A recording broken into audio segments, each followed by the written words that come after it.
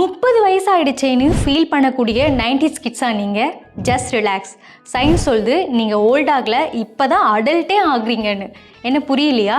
முழுசாக இந்த வீடியோவை பாருங்கள். ஒருத்தருக்கு 18 வயசு ஆயிட்டாலே அவங்க அடல்ட் அப்படின்னு சட்டம் சொல்லுது. 18 வயசு ஆகிட்டா ஓட் போடலாம், அடமானம் வைக்கலாம், மது வாங்கலாம். ஏன் நம்ம தவறு செஞ்சால் போலீஸ் நம்மளை அடல்ட்டாக தான் பார்ப்பாங்க. ஆனால் மூளை என்ன தெரியுமா சொல்லுது? இன்னும் நீங்கள் அதுக்கெல்லாம் ரெடியே ஆகலை, 32 வயசு வரைக்கும் வெயிட் பண்ணுங்க அப்படின்னு சொல்லும். யூகேயில் இருக்கக்கூடிய கேம்பிரிட்ஜ் யூனிவர்சிட்டி பிரெயினை பற்றி மிகப்பெரிய ஆராய்ச்சி ஒன்று பண்ணாங்க. அதில் மனிதருடைய உண்மையான அடல்ட் ஸ்டேஜ், அதாவது பெரியவர் நிலை அப்படின்றது 32 வயசில் தான் ஸ்டார்ட் ஆகுறதா சொல்கிறாங்க.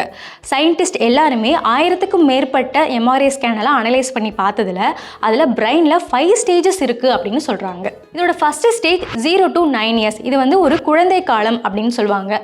இந்த காலகட்டத்தில் பிரெயின் கொஞ்சம் கொஞ்சமாக டெவலப் பண்ண ஆரம்பிக்கும். அதாவது நம்ம பிரெயினுக்கு தேவையான விஷயங்கள்லாம் எடுத்துக்கும், பிரெயினுக்கு தேவையில்லாத விஷயங்களெல்லாம் அது வெளியே தள்ளிடும். அதாவது ஒரு கிளீனிங் மோடில் இது செயல்படும்.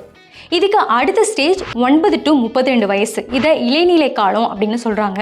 இந்த காலகட்டத்தில் நம்ம மனசு நிறைய மாற்றங்களை சந்திக்கும். குறிப்பாக சொல்லணும்னா 18 வயசில் வரும் காதல், ஆனால் அது 30 வயசுக்கு அப்புறம் தான் அது ஒர்த் இல்லையான்னு தெரியும்.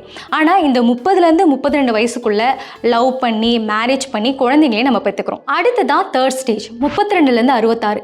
இந்த காலகட்டத்தில் பார்த்திங்கன்னா நம்மளுடைய பிரெயின் ரொம்ப ஸ்ட்ராங்கஸ்ட் பீரியடாக இருக்கும் அப்படின்னு சொல்கிறாங்க. நம்ம அறிவு, நம்ம கேரக்டர்ஸ் எல்லாமே செட்டிலாக இருக்கும். இந்த காலகட்டத்தில் பார்த்தீங்கன்னா நம்ம ரொம்ப தெளிவாக யோசித்து முடிவெடுப்போம். நம்ம எடுக்கக்கூடிய முடிவுகள் எல்லாம் புத்திசாலித்தனமாக இருக்கும்னு சொல்கிறாங்க. அது மட்டும் இல்லாமல் நம்ம எமோஷ்னலி பேலன்ஸ்டாகவும் இருப்போம் அப்படின்னு சொல்கிறாங்க. பொதுவாக உணர்ச்சி வசப்பட்டு குற்ற சம்பவங்களில் ஈடுபடுறவங்க அப்படின்னு நம்ம பார்த்தோம்னா 30 வயசுக்குள்ளே இருக்கவங்களுக்கும் 30 வயசை கடந்தவங்களுக்கும் நிறைய டிஃப்ரென்ஸ் இருக்கிறத பார்க்க முடியுது.